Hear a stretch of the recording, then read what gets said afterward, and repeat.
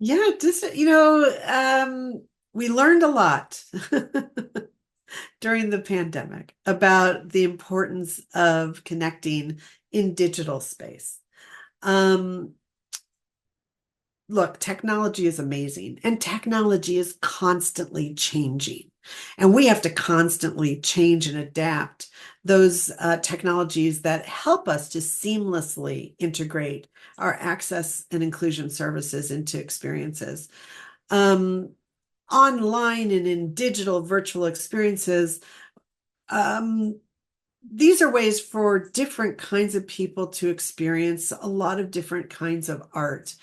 And we need to really think about what those experiences are going to look like when we make them accessible digitally.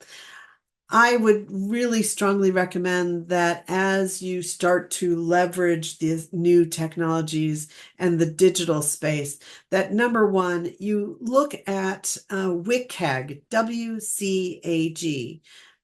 These are a set of standards that are developed by volunteers from around the world.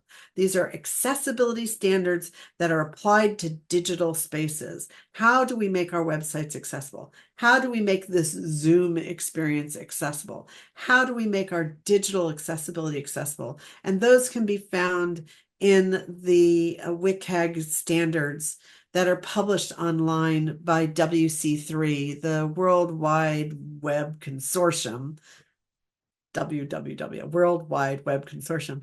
And I suggest that you don't do anything in the digital space until your technology people, your IT people have really dug into the WCAG standards to ensure that accessibility is applied in this digital space.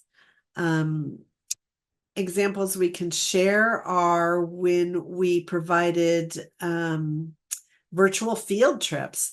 We uh, live streamed a performance for schools and teachers and children across the United States.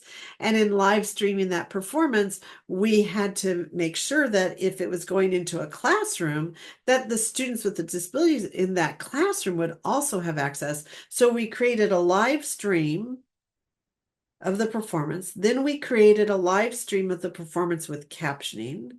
Then we created a live stream of the performance with sign language interpreting. Then we created a live stream performance of audio description. Then we created a live stream of the performance with all of those things simultaneous. And when the teacher went into this virtual field trip, they could opt for the accessibility services they needed in their classroom.